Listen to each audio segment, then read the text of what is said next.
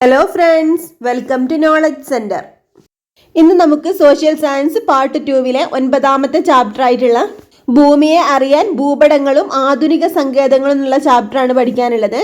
വിവിധ തരം ഭൂപടങ്ങളെ പറ്റിയും അതുപോലെ GPS, GIS സാങ്കേതിക വിദ്യകളെ പറ്റിയും ഒക്കെ പറയുന്നൊരു ചാപ്റ്ററാണിത്. സ്കിപ്പ് ചെയ്യാതെ ക്ലാസ് മുഴുവൻ കാണണം കേട്ടോ. അതുപോലെ ടെലഗ്രാമിൽ ജോയിൻ ചെയ്യാത്തവർ ഉടൻ തന്നെ ജോയിൻ ചെയ്യണേ. ലിങ്ക് ഞാൻ ഡിസ്ക്രിപ്ഷൻ ബോക്സിൽ കൊടുത്തിട്ടുണ്ട്. നിങ്ങൾക്ക് ക്ലാസ്സുകളൊക്കെ യൂസ്ഫുൾ ആവുന്നുണ്ടെങ്കിൽ ഒന്ന് ലൈക്ക് ചെയ്യണേ. അതുപോലെ നിങ്ങളുടെ അഭിപ്രായങ്ങളും കമൻറ്റ് ചെയ്യണേ. സബ്സ്ക്രൈബ് ചെയ്യാതെ കാണുന്നവരും സബ്സ്ക്രൈബ് ചെയ്ത് സപ്പോർട്ട് ചെയ്യണേ. 9ാമത്തെ ചാപ്റ്ററാണ് ഭൂമിയെ അറിയാൻ ഭൂപടങ്ങളും ആധുനിക സങ്കേതങ്ങളും. ആവശ്യങ്ങൾ വ്യത്യസ്തം, ഭൂപടങ്ങളും വ്യത്യസ്തം. അപ്പോൾ ഒരേ ഭൂപടം തന്നെ നമുക്ക് എല്ലാ ആവശ്യങ്ങൾക്കുമായിട്ട് ഉപയോഗിക്കാനാകുമോ? നമ്മുടെ ആവശ്യങ്ങൾ വ്യത്യസ്തമാണ്. അതിനനുസൃതമായി ഭൂപടങ്ങളും വ്യത്യസ്തമായിരിക്കും. ഭൂപടങ്ങളെ പ്രധാനമായും 2 ഘടകങ്ങളുടെ അടിസ്ഥാനത്തിലാണ് തരംതിരിച്ചിട്ടുള്ളത് കേട്ടോ. അപ്പോൾ ഭൂപടങ്ങൾ നിറവേറ്റുന്ന ധർമ്മം, അതുപോലെ ഭൂപടങ്ങൾ തയ്യാറാക്കിയിരിക്കുന്ന അളവ് അഥവാ തോത്, ഇവയുടെ അടിസ്ഥാനത്തിലാണ് ഭൂപടങ്ങളെ പ്രധാനമായിട്ടും തരംതിരിച്ചിട്ടുള്ളത്. ഭൂപടങ്ങൾ നിറവേറ്റുന്ന ധർമ്മം, അതുപോലെ ഭൂപടങ്ങൾ തയ്യാറാക്കിയിരിക്കുന്ന അളവ് അഥവാ തോത്, ഇവയുടെ അടിസ്ഥാനത്തിലാണ് ഭൂപടങ്ങൾ വ്യത്യസ്തമാകുന്നത്. ഇനി ഇവിടെ ഒരു ബോക്സ് കൊടുത്തിട്ടുള്ളതാണ് ഭൂപടങ്ങളുടെ ചരിത്രം. ഭൂപട നിർമ്മാണത്തിന്റെ ചരിത്രം മനുഷ്യരാശിയുടെ ചരിത്രത്തോളം തന്നെ പഴക്കമുള്ളതാണ്. ആദിമ ഭൂപടങ്ങൾ കല്ലുകളിലും തടികളിലും കൊത്തിയുണ്ടാക്കിയിട്ടുണ്ട്. മണ്ണിലും മൃഗത്തോലിലും തുണിയിലും അവ നിർമ്മിച്ചിട്ടുണ്ട്. അറിയപ്പെടുന്നതിൽ വെച്ച് ഏറ്റവും പഴക്കമുള്ള ഭൂപടം ഏതാണ്ട് BCE 2500 കാലഘട്ടത്തിൽ നിർമ്മിക്കപ്പെട്ടിട്ടുള്ളതാണെന്ന് കരുതപ്പെടുന്നു. അപ്പോൾ എന്താണ്, ഭൂപട നിർമ്മാണത്തിന്റെ ചരിത്രം ഏകദേശം മനുഷ്യരാശിയുടെ ചരിത്രത്തോളം തന്നെ പഴക്കമുള്ളതാണെന്നാണ്. ആദിമ ഭൂപടങ്ങളൊക്കെ കല്ലുകളിലും തടികളിലൊക്കെ കൊത്തി ഉണ്ടാക്കിയിട്ടുണ്ടായിരുന്നു. അതുപോലെ മണ്ണിലും മൃഗത്തോലിലും തുണിയിലൊക്കെ നിർമ്മിച്ചിട്ടുണ്ടായിരുന്നു. അറിയപ്പെടുന്നതിൽ വെച്ച് ഏറ്റവും പഴക്കമുള്ള ഭൂപടം ഏതാണ്ട് BCE 2500 കാലഘട്ടത്തിലൊക്കെ നിർമ്മിക്കപ്പെട്ടിട്ടുള്ളതാണെന്നാണ് കരുതപ്പെടുന്നത്. ഇനി മെസപ്പൊട്ടോമിയയിലെ ഒരു കളിമൺ ഫലകത്തിൽ വരച്ച ഭൂപടത്തിന്റെ ചിത്രമാണ് ഇവിടെ കൊടുത്തിട്ടുള്ളത്. ഭൂമി ഉരുണ്ടതാണെന്ന് 2ാം നൂറ്റാണ്ടിൽ ജീവിച്ചിരുന്ന ഗ്രീക്ക് ഭൗമശാസ്ത്രജ്ഞനായ ടോളമി വിശ്വസിച്ചിരുന്നു. അപ്പോൾ 2ാം നൂറ്റാണ്ടിൽ ജീവിച്ചിരുന്ന ഒരു ഭൗമശാസ്ത്രജ്ഞനാണ് ടോളമി. ഇദ്ദേഹം ഭൂമി ഉരുണ്ടതാണെന്ന് വിശ്വസിച്ചിരുന്നു. അതിനനുസരിച്ച് ഒരു ഭൂപടം നിർമ്മിക്കാൻ ടോളമി ശ്രമിച്ചിരുന്നു. CE 1400കളുടെ അവസാനത്തിൽ ഒരു അറ്റ്ലസിൽ അച്ചടിച്ചു വരുന്നത് വരെ ടോളമിയുടെ ഭൂപടങ്ങളെ കുറിച്ച് പുറം ലോകത്തിന് അറിവില്ലായിരുന്നു. അതിനുശേഷം അവ കൊളംബസ്, കാബറ്റ്, മെഗല്ലൻ, ഡ്രേക്ക്, വെസ്പൂച്ചി എന്നീ നാവികർക്ക് ഭൂമിശാസ്ത്ര വിവരങ്ങളുടെ ഉറവിടമായി മാറി. അപ്പോൾ 2ാം നൂറ്റാണ്ടിൽ ജീവിച്ചിരുന്ന ഭൗമശാസ്ത്രജ്ഞനായിട്ടുള്ള ടോളമി വരച്ചിട്ടുള്ള ഭൂപടം എന്താണ്, 1400കളുടെ അവസാനത്തിൽ ഒരു അറ്റ്ലസിൽ അച്ചടിച്ചു. ഇങ്ങനെ അച്ചടിച്ചു വരുന്നത് വരെ ടോളമിയുടെ ഭൂപടങ്ങളെ കുറിച്ച് പുറം ലോകത്തിന് അറിവില്ലായിരുന്നു. ഇതിനുശേഷം കൊളംബസ്, കാബറ്റ്, മെഗല്ലൻ, ഡ്രേക്ക്, വെസ്പൂച്ചി എന്നീ നാവികർക്ക് ഭൂമിശാസ്ത്ര വിവരങ്ങളുടെ ഉറവിടമായി ഈ ഒരു അറ്റ്ലസ് മാറുകയായിരുന്നു. ടോളമി നിർമ്മിച്ച ഭൂപടത്തിന് ആധുനിക ഭൂപടങ്ങളോട് സാദൃശ്യമുണ്ട്.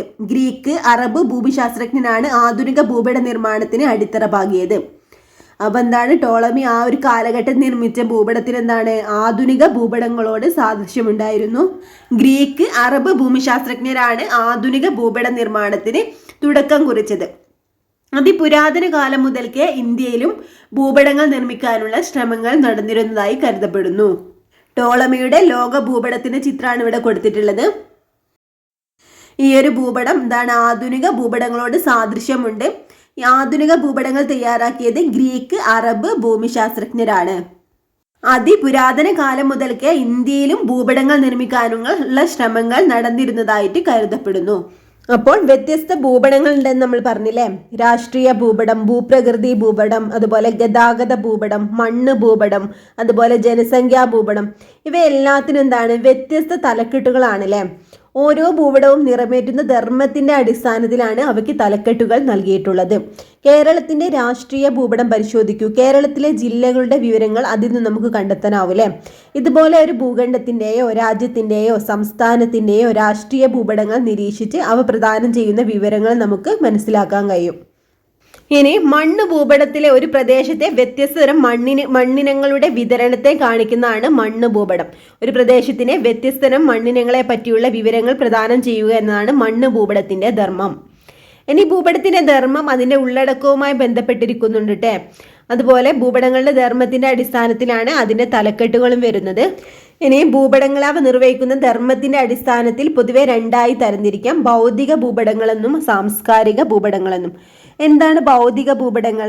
ഭൂപ്രകൃതി, മണ്ണ്, നദികൾ, കാലാവസ്ഥ, നൈസർഗിക സസ്യജാലങ്ങൾ തുടങ്ങിയ പ്രകൃതിദത്തമായ സവിശേഷതകൾ ചിത്രീകരിക്കുന്ന ഭൂപടങ്ങളാണ് ഭൗതിക ഭൂപടങ്ങൾ.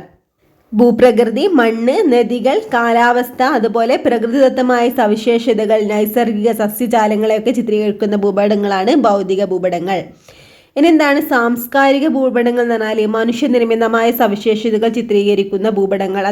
ഉദാഹരണത്തിന് രാജ്യങ്ങളെയോ സംസ്ഥാനങ്ങൾ, ജില്ലകൾ തുടങ്ങിയ രാഷ്ട്രീയ വിഭാഗങ്ങൾ, റോഡുകൾ, റെയിൽവേ പാതകൾ, തുറമുഖങ്ങൾ, ജനസംഖ്യാ വിതരണം തുടങ്ങിയവ.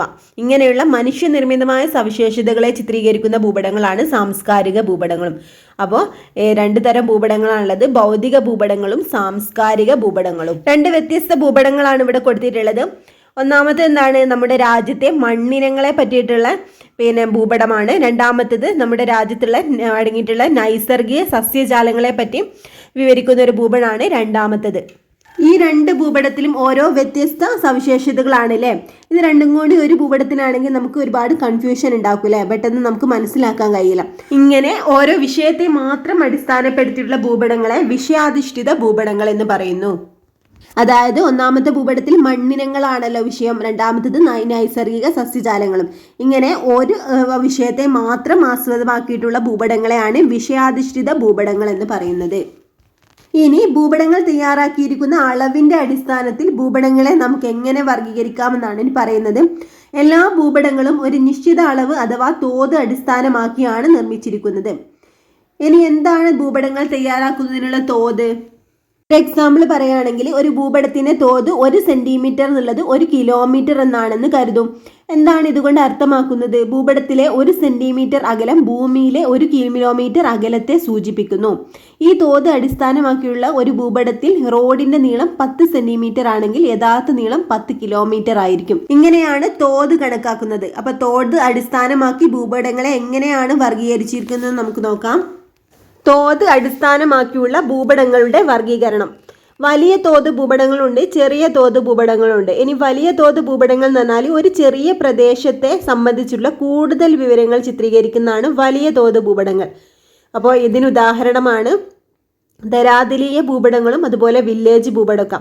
അപ്പം എന്താണ് വലിയ തോത് ഭൂപടങ്ങൾ? ഒരു ചെറിയ പ്രദേശത്തെ സംബന്ധിച്ചിട്ടുള്ള കൂടുതൽ വിവരങ്ങൾ ചിത്രീകരിക്കുന്നു എന്നുള്ളതാണ് വലിയ തോത് ഭൂപടങ്ങളുടെ പ്രത്യേകത. ഒരു ചെറിയ പ്രദേശത്തെ സംബന്ധിച്ചിട്ടുള്ള കൂടുതൽ വിവരങ്ങളാണ് വലിയ തോത് ഭൂപടങ്ങൾ. ഇതിന് എക്സാമ്പിൾ ഏതൊക്കെയാണ്? ധരാതലീയ ഭൂപടവും അതുപോലെ വില്ലേജ് ഭൂപടങ്ങളും. ഇനി എന്താണ് ചെറിയ തോത് ഭൂപടങ്ങൾ? ഒരു പ്രദേശത്തെ സംബന്ധിച്ച് കേവലമായ വിവരങ്ങൾ മാത്രം ചിത്രീകരിക്കുന്നുണ്ട് അല്ലേ? ഒരു പ്രദേശത്തെ സംബന്ധിച്ച് കുറച്ച് കാര്യങ്ങൾ മാത്രം ചിത്രീകരിക്കുന്നതാണ് ചെറിയ തോത് ഭൂപടങ്ങൾ. അതിന് എക്സാമ്പിളാണ് ലോക ഭൂപടം, ഇന്ത്യ ഭൂപടം, കേരളത്തിൻ്റെ ഭൂപടമൊക്കെ. നമുക്ക് കേരളത്തിൻ്റെ ഭൂപടമൊക്കെ എടുത്ത് നമുക്കറിയാമല്ലേ, ജില്ലകളും മാത്രം ഭൂപടങ്ങളും ഉണ്ടാവും. അപ്പം ഇങ്ങനെയൊക്കെ ചെറിയ ചെറിയ കാര്യങ്ങൾ മാത്രം വിവരിക്കുന്ന ഭൂപടങ്ങളാണ് ചെറിയ തോത് ഭൂപടങ്ങൾ എന്ന് പറയാം. ലോക ഭൂപടം, ഇന്ത്യ ഭൂപടം, കേരളത്തിൻ്റെ ഭൂപടമൊക്കെ എന്താണ്? ഇതിന് എക്സാമ്പിളാണ്, ചെറിയ തോത് ഭൂപടങ്ങൾക്ക് എക്സാമ്പിളാണ്. ഇനി വലിയ തോത് ഭൂപടങ്ങളിൽ തോത് എങ്ങനെയായിരിക്കും കൊടുത്തിട്ടുള്ളത്? 1 സെന്റിമീറ്റർ, 1/2 കിലോമീറ്റർ, അതുപോലെ തന്നെ 1 സെന്റിമീറ്ററിന് 1/4 കിലോമീറ്റർ എന്നൊക്കെ അടിസ്ഥാനത്തിലായിരിക്കും വലിയ തോത് ഭൂപടങ്ങൾ കൊടുത്തിട്ടുണ്ടാവാം. ഇനി ചെറിയ തോത് ഭൂപടങ്ങളിൽ 1 സെന്റിമീറ്റർ എന്ന് പറഞ്ഞിട്ടുണ്ടെങ്കിൽ 25 കിലോമീറ്ററും അതുപോലെ 10 കിലോമീറ്ററും ഒക്കെ ആയിട്ടായിരിക്കും നമ്മൾ എടുത്തിട്ടുണ്ടാവുക. അപ്പം എന്താ പറഞ്ഞാൽ വലിയ തോത് ഭൂപടങ്ങളിൽ 1 സെന്റിമീറ്റർ എന്താണ് 1/2 കിലോമീറ്ററും അതുപോലെ 1/4 കിലോമീറ്ററും ഒക്കെ ആയിട്ടായിരിക്കും. എന്നാൽ ചെറിയ തോത് ഭൂപടങ്ങളിൽ എന്താണ് കുറച്ച് കാര്യങ്ങൾ മാത്രം ചിത്രീകരിക്കുന്ന ഭൂപടങ്ങളാണല്ലേ. അപ്പോൾ 1 സെന്റിമീറ്ററിന് 25 കിലോമീറ്റർ അതുപോലെ 10 കിലോമീറ്റർ എന്നൊക്കെ ആയിട്ടും എടുത്തിട്ടുണ്ടാവുക. അപ്പോൾ വിവിധ തരം ഭൂപടങ്ങളും അവയുടെ വർഗീകരണമൊക്കെ നമ്മൾ കണ്ടില്ലേ. ഇനി ഭൂപടങ്ങളിൽ നമുക്ക് എങ്ങനെ വിവരശേഖരണം നടത്താമെന്ന് നോക്കാം. ഭൂപടങ്ങൾ പരിശോധിച്ച് വിവരങ്ങൾ കണ്ടെത്തുന്നതിന് അഥവാ ശേഖരിക്കുന്നതിനാണ് ഭൂപട വായന എന്നാണ് വിളിക്കുന്നത്. ഭൂപട വായനയ്ക്ക് സഹായകമായിട്ടുള്ള ഘടകങ്ങൾ എന്തൊക്കെയാണെന്നാണ് നമുക്കിനി പറയാനുള്ളത്. ഒന്നാമത്തത് തന്നെ തലക്കെട്ടാണ്, രണ്ടാമത്തത് തോത്, പിന്നെ ദിക്ക്, നാലാമത്തത് അക്ഷാംശരേഖ, അഞ്ചാമത്തത് രേഖാംശരേഖ, അടുത്തത് അംഗീകൃത നിറങ്ങളും ചിഹ്നങ്ങൾ അതുപോലെ സൂചികകൾ. ഇത്രയും കാര്യങ്ങൾ വെച്ചിട്ടാണ് നമ്മൾ ഭൂപട വായന നടത്തേണ്ടത്. അപ്പം എന്തൊക്കെയാണ്? തലക്കെട്ട്, തോത്, ദിക്ക്, അക്ഷാംശരേഖ, രേഖാംശരേഖ, അംഗീകൃത നിറങ്ങൾ അല്ലെങ്കിൽ ചിഹ്നങ്ങൾ, സൂചിക. ഇത്രയാണ് നമ്മൾ ഒരു ഭൂപട വായനയ്ക്ക് ഉപയോഗിക്കേണ്ടത്. അപ്പോൾ ഇവിടെ ഒരു കേരളത്തിൻ്റെ ഭൂപടം തന്നിട്ടുണ്ട്. ഈ ഒരു ഭൂപടം നോക്കിയാൽ നമുക്കറിയാം, ഇതിന് മുകളിലായിട്ട് തന്നെ കേരള ഭൂപ്രകൃതി എന്ന് കൊടുത്തിട്ടുണ്ട് അല്ലേ, തലക്കെട്ടും. പിന്നെന്താണ്, ഏറ്റവും അവസാന ഭാഗത്ത് നമുക്ക് സൂചിക എന്ന് കാണാം. അതുപോലെ അതിൻ്റെ ദിക്കുകളൊക്കെ പ്രതിപാദിച്ചിട്ടുണ്ട്. പിന്നെന്താണ്, തോത്, അക്ഷാംശ രേഖ, രേഖാംശ രേഖ, ഇതൊക്കെ ഈ ഒരു ഭൂപടത്തിൽ പ്രതിപാദിച്ചിട്ടുണ്ട് അല്ലേ. ഇനി ഓരോന്നും നമുക്ക് ഡീറ്റെയിൽ ആയിട്ട് നോക്കാം. ഒരു ഭൂപടത്തിൽ ചിത്രീകരിച്ചിട്ടുള്ള പ്രധാന ഭൗമോപരിതല സവിശേഷതയാണ് തലക്കെട്ട് സൂചിപ്പിക്കുന്നത്. നൽകിയിട്ടുള്ള ഭൂപടത്തിന്റെ തലക്കെട്ട് എന്താണ്? കേരളത്തിന്റെ ഭൂപ്രകൃതി എന്നാല്. അപ്പോൾ കേരളം ഭൂപ്രകൃതി എന്ന തലക്കെട്ട് കേരളത്തിന്റെ ഭൂപ്രകൃതിയാണ് സൂചിപ്പിക്കുന്നത്. അപ്പോൾ ഒരു ഭൂപടത്തിൽ ചിത്രീകരിച്ചിട്ടുള്ള പ്രധാന ഭൗമോപരിതല സവിശേഷതയാണ് തലക്കെട്ട് സൂചിപ്പിക്കുന്നത്. അടുത്തത് തോതാണ്. തോത് അടിസ്ഥാനമാക്കിയാണ് ഭൂപടങ്ങൾ നിർമ്മിക്കുന്നതെന്ന് നമുക്കറിയാം അല്ലേ. ഭൂപതലത്തിലെ രണ്ട് സ്ഥലങ്ങൾ തമ്മിലുള്ള അകലവും ഭൂപടത്തിലെ അതേ രണ്ട് സ്ഥലങ്ങളുടെ അകലവും തമ്മിലുള്ള അനുപാതമാണ് തോത്. ഒരു നദിയുടെയോ റോഡിൻ്റെയോ റെയിൽപാതയുടെയോ നീളം, ഒരു പ്രദേശത്തിൻ്റെ വിസ്തൃതിയോ ഒരു ഭൗമോപരിതല സവിശേഷതയുടെ വ്യാപ്തിയോ ഒക്കെ ഭൂപടം ഉപയോഗിച്ച് കൃത്യമായി കണക്കാക്കുന്നത് ഈ തോത് അടിസ്ഥാനമാക്കിയാണ്. അപ്പോൾ ഭൂതലത്തിലെ രണ്ട് സ്ഥലങ്ങൾ തമ്മിലുള്ള അകലവും ഭൂപടത്തിലെ അതേ രണ്ട് സ്ഥലങ്ങളുടെ അകലവും തമ്മിലുള്ള അനുപാതമാണെന്ത്? തോത് എന്ന് പറഞ്ഞാൽ. തോതിന് നമുക്ക് 3 രീതിയിൽ കൊടുക്കാം. ഏതൊക്കെയാണെന്ന് നോക്കാം. എന്താണ് പ്രസ്താവന രീതി അല്ലെങ്കിൽ സ്റ്റേറ്റ്മെന്റ് ഓഫ് സ്കെയിലും? പ്രസ്താവന രീതിയിൽ തോത് എഴുതുന്നത് എങ്ങനെയാണെന്ന് നോക്കാം. ഉദാഹരണമായിട്ട് ഭൂപടത്തിലെ 1 സെന്റിമീറ്റർ അകലം ഭൂതലത്തിലെ 1 കിലോമീറ്ററിനെ സൂചിപ്പിക്കുന്നു, അല്ലെങ്കിൽ 1 സെന്റിമീറ്റർ ഈക്വൽ ടു 1 കിലോമീറ്റർ ആണെന്നാണെങ്കിൽ ഏതൊരാൾക്കും മനസ്സിലാകുന്ന വിധമാണ് ഇവിടെ തോത് രേഖപ്പെടുത്തിയിട്ടുള്ളത്. അപ്പോൾ നമ്മൾ നേരത്തെ പറഞ്ഞു 1 സെന്റിമീറ്റർ ഈക്വൽ ടു 1 കിലോമീറ്റർ എന്നൊക്കെ എഴുതുന്നതാണ് പ്രസ്താവന രീതി. ഇനി ഭിന്നക രീതി എന്ന് പറഞ്ഞിട്ടുണ്ടെങ്കിൽ എന്താണ്? റെപ്രസെൻറ്റേറ്റീവ് ഫ്രാക്ഷൻ, RF എന്നാണ് ഇതിനെ സൂചിപ്പിക്കുന്നത്. ഇനി RF ഈക്വൽ ടു 1:1 lakh എന്ന രീതിയിൽ തോതുകൾ രേഖപ്പെടുത്തിയിട്ടുള്ളത്. ഇതാണ് ഭിന്നക രീതി എന്നാണ്. അതായത് ഭൂപടത്തിലെ 1 യൂണിറ്റ് ദൂരം ഭൂതലത്തിലെ 1,00,000 യൂണിറ്റുകൾക്ക് തുല്യമാണെന്നാണ് ഇതുകൊണ്ട് അർത്ഥമാക്കുന്നത്. ഭൂപടത്തിലെ 1 യൂണിറ്റ് ദൂരം ഭൂതലത്തിലെ 1,00,000 യൂണിറ്റുകൾക്ക് തുല്യമാണെന്നാണ് ഇത് കണക്കാക്കുന്നത്. ഈ രീതിയിലെ അനുപാതത്തിന് റീസ്റ്റു എന്ന് പറഞ്ഞിട്ടുള്ള മുന്നിൽ നൽകിയിട്ടുള്ള യൂണിറ്റ് ഭൂപടത്തിലെ അകലവും അതുപോലെ അനുപാതത്തിന് ശേഷം നൽകിയിട്ടുള്ള യൂണിറ്റ് ഭൂതലത്തിലെ അകലത്തിനെയും സൂചിപ്പിക്കുന്നു. അപ്പോൾ ഈ ഒരു രീതിയിൽ അനുപാതത്തിന് മുന്നിൽ നൽകിയിട്ടുള്ള യൂണിറ്റ് ഭൂപടത്തിലെ അകലവും അനുപാതത്തിന് ശേഷം നൽകിയിട്ടുള്ള യൂണിറ്റ് ഭൂതലത്തിലെ അകലത്തെയും സൂചിപ്പിക്കുന്നു.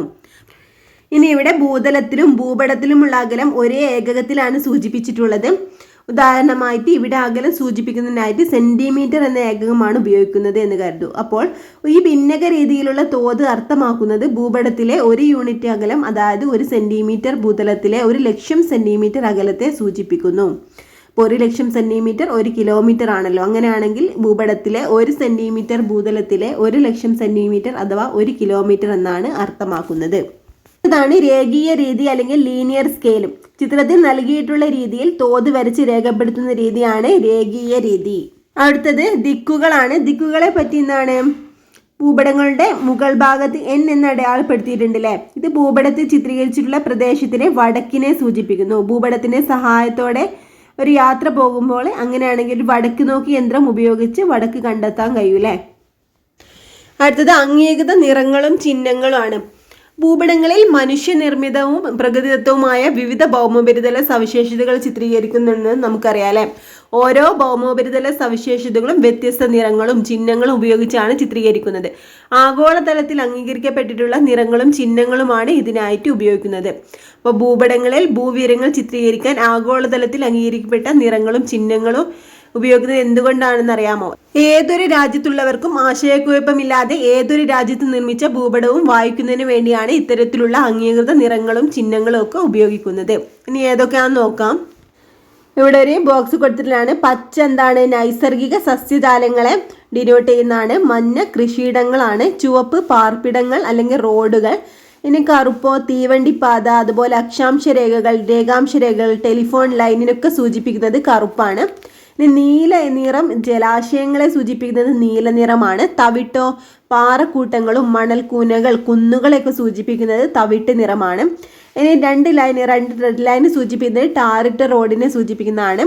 അതുപോലെ അടുത്തത് തീവണ്ടിപ്പാതയെ സൂചിപ്പിക്കുന്നതാണ്. പിന്നെ അതിന് താഴെയായിട്ട് അരുവിയെ സൂചിപ്പിക്കുന്നുണ്ട്. പിന്നെ നദികൾ, പിന്നെ ക്രിസ്ത്യൻ പള്ളിയൊക്കെ സൂചിപ്പിക്കുന്നുണ്ട്. പിന്നെ ക്ഷേത്രം, മുസ്ലിം പള്ളി, പാർപ്പിടങ്ങൾ, പോസ്റ്റ് ഓഫീസ്, കിണർ, പോലീസ് സ്റ്റേഷൻ, കോട്ട, പാലം, കുളം, കുയൽക്കിണർ, ശ്മശാനം ഇവയൊക്കെ സൂചിപ്പിക്കാൻ നമ്മുടെ ഭൂപടത്തിൽ ഓരോ നിറങ്ങളും ചിഹ്നങ്ങളും ഉണ്ട്. അപ്പോൾ ഈ ഒരു ടേബിളിൻ്റെ ഏറ്റവും മുകളിലായിട്ട് കൊടുത്തിട്ടുള്ള നിറങ്ങളൊക്കെ ഒന്ന് എന്തായാലും ഇമ്പോർട്ടൻ്റ് ആയിട്ട് പഠിക്കട്ടോ. അടുത്തത് സൂചികയാണ്. എന്താണ് സൂചിക? ഭൂപടങ്ങളിലെ നിറങ്ങൾ, ചിഹ്നങ്ങൾ, അടയാളങ്ങൾ തുടങ്ങിയവ ഓരോന്നും എന്തിനെ സൂചിപ്പിക്കുന്നുവെന്ന് കാണിക്കുന്നതാണ് സൂചിക. അപ്പോൾ ഭൂപടങ്ങളിൽ നമ്മൾ മുകളിൽ പറഞ്ഞിട്ടുള്ള ചിഹ്നങ്ങളും നിറങ്ങളും അടയാളങ്ങളൊക്കെ എന്തിനെ സൂചിപ്പിക്കുന്നു എന്നുള്ളത് ഓരോന്നിനെയും എന്തിനെ സൂചിപ്പിക്കുന്നു എന്ന് കാണിക്കുന്നതാണ് സൂചിക. ഇനി അക്ഷാംശ രേഖകളും രേഖാംശ രേഖകളും ഉണ്ട് അല്ലേ? ഭൂമിയിലെ ഓരോ പ്രദേശത്തിൻ്റെയും ഭൗമോപരിതല സവിശേഷതകളുമൊക്കെ സ്ഥാനം കൃത്യമായിട്ട് തിരിച്ചറിയുന്നതിനും വിവരങ്ങൾ ശേഖരിക്കുന്നതിനും അക്ഷാംശ രേഖാംശ രേഖകൾ അനിവാര്യമാണ്. അടുത്തത് എന്താണ് വിദൂര സംവേദനം അല്ലെങ്കിൽ റിമോട്ട് സെൻസിങ്? ഒരു വസ്തുവിനെയോ പ്രദേശത്തെയോ പ്രതിഭാസത്തെയോ കുറിച്ചുള്ള വിവരങ്ങൾ വിദൂരതയിൽ നിന്നും സ്പർശബന്ധം കൂടാതെ ഉപകരണങ്ങളുടെ സഹായത്തോടെ ശേഖരിക്കുന്ന രീതിയാണെന്ത്? വിദൂര സംവേദനം. അപ്പോൾ ഒരു വസ്തുവിനെയോ പ്രദേശത്തിനെയോ പ്രതിഭാസത്തെയോ കുറിച്ചുള്ള വിവരങ്ങൾ വിദൂരതയിൽ നിന്നും സ്പർശബന്ധം കൂടാതെ ഉപകരണങ്ങളുടെ സഹായത്തോടെ ശേഖരിക്കുന്ന രീതിയാണെന്ത്? വിദൂര സംവേദനം അല്ലെങ്കിൽ റിമോട്ട് സെൻസിങ്. ബലൂണുകൾ, വിമാനങ്ങൾ, കൃത്രിമ ഉപഗ്രഹങ്ങൾ എന്നിവയിലും ക്യാമറകൾ, സ്കാനറുകളും വിവരശേഖരണത്തിനായിട്ട് ഉപയോഗിക്കുന്ന ഉപകരണങ്ങളാണ്. എന്നിവ ഘടിപ്പിച്ച് ഭൂവിവരങ്ങൾ ശേഖരിക്കാം. ഇത്തരത്തിൽ ഭൂവിവരങ്ങൾ ശേഖരിക്കാനുള്ള ഉപകരണങ്ങൾ അഥവാ സംവേദകങ്ങൾ ഘടിപ്പിച്ചിട്ടുള്ള പ്രതലങ്ങളെ പ്ലാറ്റ്ഫോമുകൾ എന്നാണ് വിളിക്കുന്നത്, അല്ലെങ്കിൽ സെൻസേഴ്സ് എന്നാണ് വിളിക്കുന്നത്. അപ്പം എന്തൊക്കെയാണ്? ബലൂണ്, വിമാനങ്ങൾ, കൃത്രിമ ഉപഗ്രഹങ്ങളൊക്കെ എന്താണ്? ഓരോ പ്ലാറ്റ്ഫോമുകളാണ് അല്ലേ? ഭൂവിവരങ്ങൾ ശേഖരിക്കാൻ നാം ആശ്രയിക്കുന്ന പ്ലാറ്റ്ഫോമുകളുടെ അടിസ്ഥാനത്തിൽ വിദൂര സംവേദനത്തെ മൂന്നായി തരംതിരിക്കാം. ഒന്നാമത്തതാണ് ഭൂതല വിദൂര സംവേദനം, രണ്ടാമത്തത് ആകാശീയ വിദൂര സംവേദനം, മൂന്നാമത്തത് ഉപഗ്രഹ വിദൂര സംവേദനം. ഏതൊക്കെയാണ്? ഭൂതല വിദൂര സംവേദനം അല്ലെങ്കിൽ ടെറസ്ട്രിയൽ റിമോട്ട് സെൻസിങ് എന്താണ്? ഭൂതലത്തിൽ നിന്നും ഭൗമോപരിതല സവിശേഷതകൾ ക്യാമറകൾ ഉപയോഗിച്ച് പകർത്തുന്ന രീതിയാണെന്ത്? ഭൂതല വിദൂര സംവേദനം എന്ന് പറഞ്ഞാൽ ഭൂതലത്തിൽ നിന്നും ഭൗമോപരിതല സവിശേഷതകൾ ക്യാമറകൾ ഉപയോഗിച്ച് പകർത്തുന്ന രീതിയാണെന്ത്? ഭൂതല വിദൂര സംവേദനം അല്ലെങ്കിൽ ടെറസ്ട്രിയൽ റിമോട്ട് സെൻസിങ്. എന്നാൽ ആകാശീയ വിദൂര സംവേദനം എന്താണ്? ഏരിയൽ റിമോട്ട് സെൻസിങ് എന്ന് പറഞ്ഞാൽ വിമാനത്തിൽ ഉറപ്പിച്ചിട്ടുള്ള ക്യാമറകളുടെ സഹായത്തോടെ ആകാശത്തു നിന്നും ഭൗമോപരിതല സവിശേഷതകൾ പകർത്തുന്ന രീതിയാണെന്ത്? ആകാശീയ വിദൂര സംവേദനം. ഇനി ഉപഗ്രഹ വിദൂര സംവേദനം അല്ലെങ്കിൽ സാറ്റലൈറ്റ് റിമോട്ട് സെൻസിങ് എന്ന് പറഞ്ഞാൽ കൃത്രിമ ഉപഗ്രഹങ്ങളിൽ ഘടിപ്പിച്ചിട്ടുള്ള സംവേദകങ്ങൾ വഴി ഭൂവിവരങ്ങൾ ശേഖരിക്കുന്ന പ്രക്രിയയാണെന്ത്? ഉപഗ്രഹ വിദൂര സംവേദനം അല്ലെങ്കിൽ സാറ്റലൈറ്റ് റിമോട്ട് സെൻസിങ്. കൃത്രിമ ഉപഗ്രഹങ്ങളിൽ സംഘടിപ്പിച്ചിട്ടുള്ള സംവേദകങ്ങൾ വഴി ഭൂവിവരങ്ങൾ ശേഖരിക്കുന്ന പ്രക്രിയയാണെന്ത്? ഉപഗ്രഹ വിദൂര സംവേദനം. അല്ലെങ്കിൽ GIS സംവിധാനം എന്താണ്? ഭൂപട വിശകലനം, വിദൂര സംവേദനം തുടങ്ങിയ മാർഗങ്ങളിലൂടെ ഭൂമിയെക്കുറിച്ചുള്ള വിവരങ്ങൾ നമ്മൾ ശേഖരിക്കാൻ നമുക്ക് പഠിച്ചില്ലേ? ഈ മാർഗങ്ങളിലൂടെ ശേഖരിക്കുന്ന വിവരങ്ങളെ വിശകലനം ചെയ്ത് നിഗമനങ്ങൾ രൂപപ്പെടുത്തുവാനും ഭൂപടങ്ങളും ഗ്രാഫുകൾ, പട്ടികകൾ മുതലായ ഉൽപ്പന്നങ്ങൾ നിർമ്മിക്കുവാനും നമുക്ക് കഴിയുന്നുണ്ട് അല്ലേ? ഇനി ഭൂവിവരങ്ങൾ വിശകലനം ചെയ്ത് ഇത്തരത്തിലുള്ള ഉൽപ്പന്നങ്ങൾ നിർമ്മിക്കുന്നതിനായി സോഫ്റ്റ്വെയർ അധിഷ്ഠിത കമ്പ്യൂട്ടർ സാങ്കേതിക വിദ്യ പ്രയോജനപ്പെടുത്തുന്നു. ഈ സാങ്കേതിക വിദ്യയാണ് ഭൂവിവര വ്യവസ്ഥ അല്ലെങ്കിൽ GIS, ജിയോഗ്രാഫിക് ഇൻഫർമേഷൻ സിസ്റ്റം. അപ്പോൾ ഭൂവിവര വ്യവസ്ഥയുടെ പ്രവർത്തനം വിശദമാക്കുന്ന ഡയഗ്രാമാണ് ഇവിടെ കൊടുത്തിട്ടുള്ളത്. ആദ്യം തന്നെ ഉപയോക്താവ് ഭൂപടങ്ങൾ, ഉപഗ്രഹ ചിത്രങ്ങൾ, ആകാശീയ ചിത്രങ്ങൾ, പട്ടികകൾ, ഗ്രാഫുകൾ, സർവേ തുടങ്ങിയവയിൽ നിന്നും വിവരങ്ങൾ ശേഖരിക്കുന്നു. എന്നിട്ട് ഈ ഒരു വിവരങ്ങളെ ഒരു ഭൂവിവര വ്യവസ്ഥ സോഫ്റ്റ്വെയറിൻ്റെ സഹായത്തോടെ വിവരങ്ങൾ വിശകലനം ചെയ്യുന്നു. പിന്നെ ഇങ്ങനെ വിശകലനം ചെയ്യുന്നത് ഭൂപടങ്ങളും ഗ്രാഫുകൾ, പട്ടികകൾ, ത്രിമാന മാതൃകകൾ തുടങ്ങിയവ ഉൽപ്പന്നങ്ങളാക്കി മാറ്റുന്നു. എന്താണ്? ഇതാണ് GIS സംവിധാനം എന്ന് പറഞ്ഞിട്ടുള്ളത്. അതായത് കറക്റ്റായിട്ട് പറയുകയാണെങ്കിൽ ഭൂപടങ്ങളും ഉപഗ്രഹ ചിത്രങ്ങളും ആകാശീയ ചിത്രങ്ങളൊക്കെ എന്താണ് ശേഖരിച്ചിട്ട് നമ്മുടെ സോഫ്റ്റ്വെയറിൻ്റെ സഹായത്തോടെ വിശകലനം ചെയ്ത് ഭൂപടങ്ങളും ഗ്രാഫുകൾ, പട്ടികകൾ, ത്രിമാന മാതൃകകൾ തുടങ്ങിയ ഉൽപ്പന്നങ്ങളാക്കി മാറ്റുന്നതിനാണ് GIS സംവിധാനം എന്ന് പറയുന്നത്. ഇനി ഇവിടെ GIS സാങ്കേതികവിദ്യയുടെ പ്രയോജനങ്ങൾ കൊടുത്തിട്ടുണ്ട്. വ്യവസായം, വാണിജ്യം, വിദ്യാഭ്യാസം, വാർത്താവിനിമയം, കൃഷി, ആസൂത്രണം, ജലസേചനം, ഗതാഗതം, പ്രകൃതി ദുരന്ത നിവാരണം, ടൂറിസം, വിഭവ പരിപാലനം ഈ മേഖലകളിലൊക്കെ എന്താണ് GIS സാങ്കേതികവിദ്യ ഉപയോഗിക്കുന്നുണ്ട്. അടുത്തത് ഗ്ലോബൽ പൊസിഷനിങ് സിസ്റ്റം അല്ലെങ്കിൽ GPS ആട്ടോ. ഒരു വിമാനം ആകാശത്തിലൂടെ സഞ്ചരിക്കുമ്പോൾ അതിൻ്റെ സ്ഥാനം, പറക്കുന്ന ഉയരം, ദിശ, ലക്ഷ്യസ്ഥാനത്ത് എത്തിച്ചേരാൻ എടുക്കുന്ന സമയം ഇതൊക്കെ കൃത്യമായി കണ്ടെത്തി തരുന്ന ഒരു സാങ്കേതിക വിദ്യയാണ് ഗ്ലോബൽ പൊസിഷനിങ് സിസ്റ്റം എന്ന് പറയപ്പെടുന്നത്. അപ്പോൾ ഈ ഒരു സാങ്കേതിക വിദ്യ ഗ്ലോബൽ പൊസിഷനിങ് സിസ്റ്റം എന്നാണ് അറിയപ്പെടുന്നത്. ഭൂമിയിൽ ഒരു വസ്തുവിൻ്റെ അക്ഷാംശ, രേഖാംശ സ്ഥാനം, അതിൻ്റെ ഉയരം എന്നിവ മനസ്സിലാക്കാൻ സഹായിക്കുന്ന സാങ്കേതിക വിദ്യയാണെന്ത് ഈ ഒരു GPS എന്ന് പറഞ്ഞാൽ. അതായത് ഒരു വസ്തുവിൻ്റെ അക്ഷാംശ, രേഖാംശ സ്ഥാനം, അതിൻ്റെ ഉയരം എന്നിവ മനസ്സിലാക്കാൻ സഹായിക്കുന്ന സാങ്കേതിക വിദ്യ കൂടിയാണ് GPS. ഇനി അതൊരു ചലിക്കുന്ന വസ്തുവാണെങ്കിൽ അതിൻ്റെ സ്ഥാനം, സഞ്ചാര ദിശ, സഞ്ചാര വേഗത, സമയം എന്നിവയൊക്കെ കൃത്യമായിട്ട് നിർണ്ണയിക്കാൻ ഈ ഒരു സാങ്കേതിക വിദ്യയിലൂടെ നമുക്ക് കഴിയും. വിമാനങ്ങൾ, കപ്പലുകൾ തുടങ്ങിയ വാഹനങ്ങളിലും GPS സംവിധാനം ഇന്ന് ഉപയോഗിക്കുന്നുണ്ട്. ഒരു കൂട്ടം കൃത്രിമ ഉപഗ്രഹങ്ങളുടെ സഹായത്തോടു കൂടിയാണ് ഈ സംവിധാനം പ്രവർത്തിക്കുന്നത്. ഇനി വിദൂര സംവേദനം, ഭൂവിവര വ്യവസ്ഥ, GPS എന്നീ നൂതന സങ്കേതങ്ങളുടെ സാധ്യതകൾ രാഷ്ട്ര നിർമ്മാണത്തിനും രാജ്യ പുരോഗതിക്കുമായിട്ട് പ്രയോജനപ്പെടുത്തുമ്പോഴാണ് മനുഷ്യജീവിതം കൂടുതൽ മെച്ചപ്പെടുന്നതും അർത്ഥപൂർണമാകുന്നതും. ഇന്ത്യയിൽ ISRO വികസിപ്പിച്ചെടുത്ത ഭൂപട നിർമ്മാണ സംവിധാനമാണ് ഭുവൻ. ഇന്ത്യയിൽ ISRO വികസിപ്പിച്ചെടുത്ത ഭൂപട നിർമ്മാണ സംവിധാനമാണ് ഭുവൻ. GIS, വിദൂര സംവേദനം എന്നിവയുടെ പരമാവധി സാധ്യതകൾ ഉപയോഗപ്പെടുത്തിയിട്ടുള്ള ഒരു സംവിധാനമാണിത്. അപ്പോൾ നമ്മുടെ ചാപ്റ്റർ ഇവിടെ കംപ്ലീറ്റ് ആയിട്ടുണ്ട്. ജിയോഗ്രഫിയിൽ വരുന്നൊരു ടോപ്പിക്കാണിത്. ഒരുപാട് പോയിന്റ്സ് ഉണ്ട് നമുക്ക് പഠിക്കാനുള്ളത്. ഇമ്പോർട്ടൻ്റ് ആയിട്ട് പറഞ്ഞിട്ടുള്ള കാര്യങ്ങളൊക്കെ ഒന്ന് നോട്ട് ചെയ്യട്ടോ. അതുപോലെ നിങ്ങൾക്ക് ഈ ക്ലാസ് യൂസ്ഫുൾ ആയിട്ടുണ്ടെങ്കിൽ ഒന്ന് ലൈക്ക് ചെയ്യണേ. അതുപോലെ നിങ്ങളുടെ അഭിപ്രായങ്ങളൊന്ന് കമൻറ്റ് ചെയ്യണേ. Okay friends, thank